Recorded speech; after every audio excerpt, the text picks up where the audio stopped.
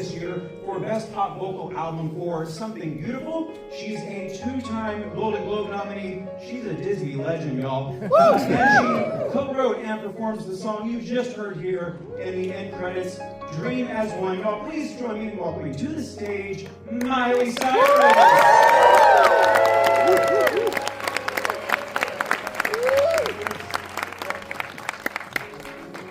Did I hear that I was your favorite? Yes, your favorite. That's what you heard. You heard that right. Happy belated birthday, by the way. Thank you so much. Just a couple weeks ago, how was it? It was beautiful. It was exactly what I would want. It's intimate, meaningful, just my closest family and friends, and it's not always what you would expect. You know, something 33 was kind of a number that I looked forward to kind of getting to and seeing where I would be. I started kind of doing this when I was 13. I'm 33 now. Everyone's been on this kind of 20-year, 2-decade journey with me, so it's really exciting to celebrate everything that's happened over those 2 decades. Well, congratulations and happy birthday. Thank you so much. Yeah. So I think it makes the most sense to start at the beginning when it comes to this song. How did Dream as One become a thing that entered your universe? Well, it actually started at Disney Legends. I was patiently waiting my turn, and I was standing behind Harrison Ford, Jamie Lee Curtis, and James Cameron. And I've always, been one to find opportunities, and so I told all of them that I was available to do music. And everyone called me except Harrison Ford. Did he not take your number? No, he never reached out, but Jamie Lee Curtis, she reached out, and she was how I got involved in Beautiful That Way, which got the Golden Globe nomination. That was just pure me kind of being sleazy at the Disney Legends and trying to get a gig. And it ended up working pretty well. And then, James Cameron, I said the same thing. I asked a kind of a question that I knew the answer to, which is, what are you up to? And I knew he was up to Avatar for 20 years. And so then I just kind of said, well, if you ever need anything, let me know. I could go blue, or I could write some music. And he reached out to, have me write this song. And it really, the connection between us came really easily. He's just now someone that I really consider, obviously he's a master, but now to kind of have him as a mentor and friend is really meaningful and helpful. Yeah, well, right, because you two obviously very creative people, but in very different mediums. Do you feel like you hit it off because of your artistic connections in that way? I think our relatability really comes from, we like to do big things. I like to be a part of big moments, and I like to impact culture, but really what I like to do is impact people. I like to, make people feel things, question things. I like to relate to humanity, and even in these large-scale forums, I think that there's a way that we can still create intimacy and vulnerability and kind of feel the individuality even through something so massive. And so I think that's what really connected us, is even though we like to put things into a package like Avatar, something fantastic and over the top and out of this world, really the pillar of that, the foundation that it's all built on, is something that's kind of a small idea. It's just loving and, having each other's back. So did he actually call you directly, or is it one of those things that goes through the team and it was all formal? It was not very formal. I'm pretty casual. I'll just say, whatever you need, I'm around. And so he reached out to me, and somehow we were supposed to probably have, a 2 to 20 minute conversation, and we ended up being on the phone for 2 hours talking about everything except Avatar. Just because that's the way you get to know somebody. We were talking about, life, love, death, obviously there's a lot of grief, devastation, trauma. That's all embedded into Avatar, but it all comes just from experiences in our life. So I realized, after we spoke, that I knew what to do, even though we didn't really talk about what exactly the what it was ever going to be didn't really matter. It was what it was going to make people feel, and so that was the most important thing. And that I think we achieved. Yeah, and going back to your Disney Legends speech, I think some of the things that you said you and Jim talked about, that speech kind of had a little bit of that, kind of like rising up out of the ashes, right? I think maybe some of it was referring to what you had experienced in your own life. Yeah, and you know what, I get so in my own world that I didn't even notice that James Cameron was sitting there when I was giving my Disney Legend speech, and it's kind of amazing and kind of, I don't know, it's almost like the universe kind of always knows better than we do. When I'm giving that speech, they cut to James, of all people, watching, and I can now, in hindsight, kind of see him taking it in a different way than I would have expected. And so, you know, everything that I went through, losing my house in the Woolsey fire, I really related to the title Fire and Ash in a very personal way. And I do think that I'm kind of this symbol for rebuilding now. You know, obviously the LA fires, probably a lot of us in this room experienced it together at the same time in a way that, you know, the rest of the world maybe didn't feel it the way that we did. But, you know, when that happened in 2019, it was, you know, such a moment. And now I feel like I'm so proud to kind of represent this kind of rebuilding, this phoenix kind of rising, because, you know, I'm so grateful that my life now, I got to kind of build from the ground up. And even though it's, you know, it's not easy, now everything that I do have in my life is things that I chose. They're meaningful, they're important, and they're not as many, but they're more, even though the number may be less. So then how long did you have to keep this a secret? Well, this is my one problem I have with James Cameron, is he's worked on this movie for 20 years, yet he forgot that there was a song needed for the end credits until 2 months before this film was going to come out. So he had 20 years to perfect his craft. And I had about 2 weeks. I watched, all of a sudden it was like, would you like to do a song for Avatar? And then suddenly I was at Disney, which was fine, because I get Disney Legends parking, which is kind of the best part of Disney Legends. It's right by, this is not a joke, it says, maybe it is a joke, but it says Goofy parking, so like, I'm right next to Goofy. And weird, but I get to pull right in. I watched the movie, and I watched it in 3 different ways. Which you guys have seen the movie now, so I watched it in 3 different ways, 3.5 hours, 3 different ways. And I watched it in 3D. I watched it kind of in not a totally completed and finished form. I kind of got to see some of the creation of how the actors actually interact with each other, even when they're in these universes that are completely digital, but they're all doing something very real. So yes, I had a very small amount of time to put this song together, but I actually think it's better because, you know, I think for me, keeping things really honest, that's always my priority with songwriting, and having too much time to make things perfect. Perfect isn't really ever my goal. It's about how do I make it have the most truth that it can. And so it actually kind of worked out, you know, having less time, but 20 years would be nice too. We all like that. But that's wild, saying 20 years, and you're talking about you've been in the business 20 years. I was available 20 years ago. I was around. Doing the same old thing I'm doing now. Right. But he started making these when you started.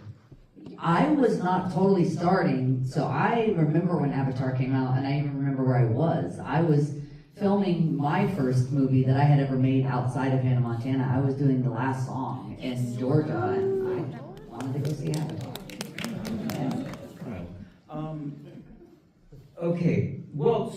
So you've seen this movie, 3 times in those stages of production. You sat through the premiere together. So James is a very smart man. He put me during the credits. If I was in the opening sequence, I would have been home at 9 o'clock. But there I was I was corseted at midnight in the middle of Hollywood, all because he put me in the credits. Yeah. That's not the first time I've been corseted downtown Hollywood, but it might be the last, because I've never done 3.5 hours. That was a new record. Toes were numb. I don't take my shoes off. Because you never know, you know. All of a sudden I was on stage. I didn't even know when I got invited to the premiere that I was going to go on stage with the cast. And I think they're happy to have me there, but they're also like, okay, we've been working on this for 20 years. She's been involved in 2 weeks. How does she get to come up here? I'm doing everything the cast is doing with like not even a quarter of the effort. It's so good on my part. I was wondering what was happening because there was one spot left that they were all going over, and then it's like and that big dress. And I got an amazing entrance and everything. Yeah. They left space for the dress, which was very important. And I don't know how I really have that was really good networking at the Disney Legends. I mean, you did it right. And now, like, he invited me in, and anywhere that I'm asked to go, I'm like, Avatar, here we go. I'm available. You need to be re-inducted into Disney Legends so you can do this all over again. Yeah, another networking event. Right. But out of that tangent, we'll circle back. So you've now seen this movie essentially 4 times. What was your relationship to the previous movies? Well, I've always loved that kind of chosen family as a theme, and that's something that's really, kind of integrated into my day-to-day life. And, the kind of ups and downs of my personal family, my kind of blood relatives and I have gone through, and these kind of, I love that you get to see the complicated dynamics of family, and you get to see them, at the end of the day, no matter what you've gone through, you have each other's back. And so I've always loved the kind of messaging around that, because families are complicated, but you're there for each other when it counts. And I'm sure this is the case with a lot of folks here, between Aliens, the Terminator movies, True Lies, Titanic. Safe to assume your love of James Cameron movies runs deep. Definitely. And one of the things, for me, is that love in all different kind of forms is always an integral theme into something that he does, whether it is family, friendships, relationships. But he just has a really exciting and entertaining lens where we get to take in these stories that, again, are really just kind of simple stories that probably all of us experience in our dynamics in our everyday lives, but he just has the best way of making it more exciting than anyone else could possibly imagine. Indeed. So getting into the specifics of writing this song, so this is the 3rd song you have written for a movie. There's I Thought I Lost You from Bolt, that you performed with John Travolta, and then Thank you. And then Beautiful That Way, which you mentioned from the last Showgirl. Now, granted, what you are writing for these movies, obviously you are going to sing, but it is an assignment of sorts, because it's a process. It's an assignment. Someone is asking you to do this. But is your process to write any different for these people, because it's going to be representative of their project? Is it any different from how you would write for your project? Well, I kind of pride myself on being a chameleon. I really know who I am so much that I don't mind to kind of put a pin in that sometimes and just do something that, whether it's a genre, whether it's a collaboration with somebody, I am not afraid to kind of leave my own identity, leave my own body, and kind of tap into the world of another creative. So when I worked on Bolt, that was kind of an extension of myself at the time. Beautiful That Way really wasn't. That was more me kind of embodying the evolution of not just Pamela's character, but her herself. And then what my original instinct was for Avatar was like, oh, I'm going to have to kind of match the epic scale of Avatar. But once I got close with James and I kind of knew what he wanted, it actually was the opposite approach. We really wanted to kind of surrender to the scale of Avatar and bring it back to something as primal and as small as just sitting around a campfire. Could this song stand with just an acoustic guitar, everyone like we are now, surrounded by the heat of that flame of a campfire, and just kind of tapping into this kind of part of ourselves that, they speak about in Avatar, our ancestors, those before us, would also relate to. That music was really always, it's been medicinal, and it's always been a tool to bring people together. So the approach that I was originally kind of going to take got thrown out the window, and I don't mind to abandon my ideas either. We really took it back and made it something really small, and then built it from the ground up.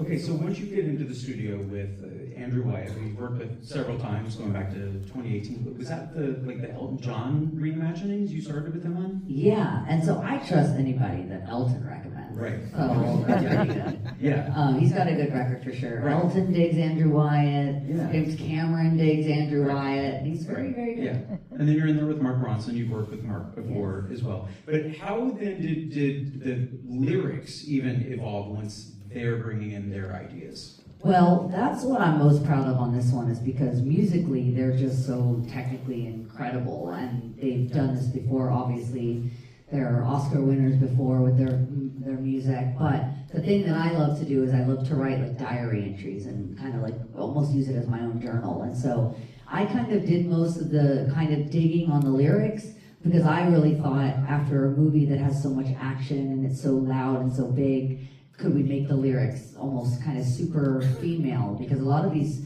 kind of most powerful characters in Avatar are the female characters.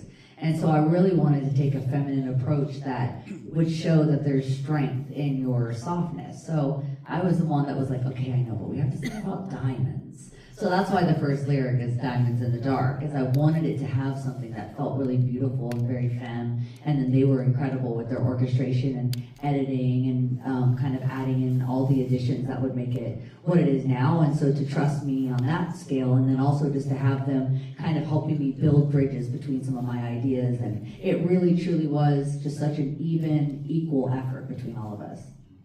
But Diamonds in the Dark, I mean, that's a real life experience too. Yeah. So when I went back to my house after the fires, that was something that everything was, covered in ash. It was all flat, and I saw something kind of shiny, and I realized that one of my diamonds had survived, which I still have. And I was thinking that, the diamond, the thing that's so beautiful about it is it takes this amount of heat and this amount of pressure, and it becomes something that we all find so beautiful and so valuable because it can withstand this type of pressure. And can we do the same thing? So for me, diamond is not really as much physical as it is kind of metaphorical about each of us and what we can actually kind of withstand and end up, kind of being resilient. And we're sometimes way stronger than we could ever imagine. You might be speaking on behalf of the guys on this answer, but of course, go for it. On the music side, then, what types of inspirations were all of you working from, either directly from the film or even some external sources? Well, definitely from the film. We actually kind of projected Pandora in the studio, so we got film footage and we created the universe surrounding us. So anytime we maybe were kind of creatively dry, we could just look up and you would be completely immersed into this world and you would immediately know exactly what to do. Okay, so you have the visuals all around you. Have you ever worked like that before? No, I've never worked like this, and it was kind of cool because we were in these studios like East West and Sunset Sound, which are known for records by Frank Sinatra or Janis Joplin, and I could only imagine what they were thinking from up there. Like, what is going on? This was, they used to go in there with live instrumentations and standing in front of a full band, and there I was with like the crazy whales and the birds, and I mean, it looked probably from the outside kind of insane, because we're just sitting there with our notepads trying to write the song, and all this is happening, and we were really lucky to be able to work that way. It was really, really helpful. So did you have that projecting just during the writing, or were you playing it during recording? No, even during recording. It was super helpful. Just the colors, they really impact your emotion, and so that was mostly where we pulled our inspiration from, was from the projections itself. Yeah, I was going to say, how do you think it impacted your vocal performance? Well, another cool thing that I like about this is in the bridge of the song, I was cutting in the room that Janis Joplin used to cut in, and I kind of felt this like spirit of, could we ever get away with like putting some Janis Joplin into a James Cameron Avatar song? Because it's definitely not what he asked, but maybe. And so I just kind of started wailing, and I thought there's no way that this is going to get kept in here, but they ended up leaving it in. I was really scared when I first sent it to James. It was the only thing that I thought he might think is too much, because it's just, it's outside of this ethereal world that's playing during the credits, and it's super rock and roll, and I think Avatar is pretty rock and roll. It's about that resilience and the fire, and especially the new characters. I mean, they're like totally punks. Like, it's so rock and roll, but I didn't know if there was any way I was going to get away with that, but I did.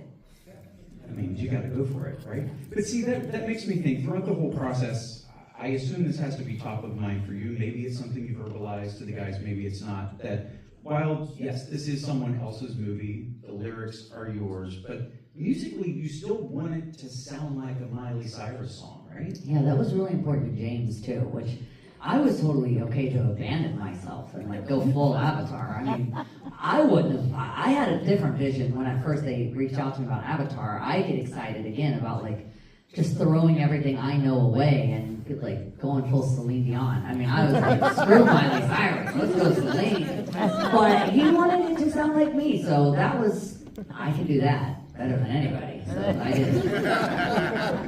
Yeah, you do know how to do that. Yeah, I can't imagine recording it. Have you ever recorded in that studio before? The Jana studio? I have actually. I wrote Flowers in that studio. It's a lucky room. Okay, I was about to say, you might want to go back there. Yeah, that's a good, very good place. Good luck. Found your spot. Yeah, you found your spot. Do you have a favorite part of the song? Well, I think it's the part where I snuck in Janis Joplin. I was pretty excited about that. Yeah, kind of hard to top that for sure. You know, there might be 2 more movies in this franchise. I've already told James I'm more than available. My exact words were paint me blue and put me in, coach. That's what I'm saying, not just music, like add Navi to your resume. I'm ready. Just waiting on that call. Yeah. This is just, I know this is like a live stream. I'm putting it out there. I'm available. I'm deserted. I'm around. And if I'm not available and it's good enough, I will make myself available. If it's Avatar, I'll be there. And I love everybody. I've really enjoyed it. I'll be kind of like bummed when the whole thing is over. But again, I'm kind of just backpacking. They're like in Paris. They're working so hard right now.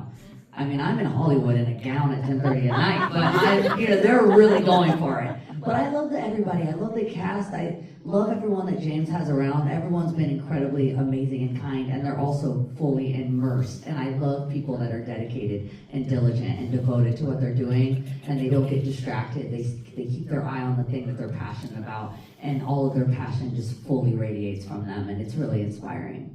Well, having seen the movie 4 times now, do you have a favorite moment from the movie? Well, you wouldn't really expect this. I really like the battles. I'm super into it. I mean, when Neytiri comes in at the end and starts blowing shit It's so up, that's epic. like, yeah. And the movie's 3.5 hours, so there's plenty of battles. It's like, you watch one and then you're like, oh damn, there's another one. It just kind of kept happening. And there's so many good battles, and I love escaping. I mean, life can be hard sometimes, and so to go into a world where you just get to completely let go of everything that's happening in the day-to-day, and you just get to be fully immersed, I get really excited about that. And Una Chaplin also, by the way. Yeah, but she's sick. Yeah. Next Halloween. So good. And the Flag of the Wayfarers, that is beautiful. Yeah. Really And I good. love all the costumes. Deborah's a genius. I mean, I just think every detail, you would never imagine that all of these pieces are actually physically made. And James is kind of really adamant about being clear that every bit of this is really happening. Just because there's so much technology, there's still a human behind everything that you're saying, and that's the thing that just kind of blows me away. Yeah, really incredible performances in this one. And the only spider I've never wanted to smash with my foot. Totally. He's awesome. Yeah. Well, congratulations on this Thank you, song. I It's appreciate fantastic. If you guys haven't heard it on all the streaming platforms, YouTube, Avatar in theaters on December 19th. Thank you Congratulations. so much, everybody.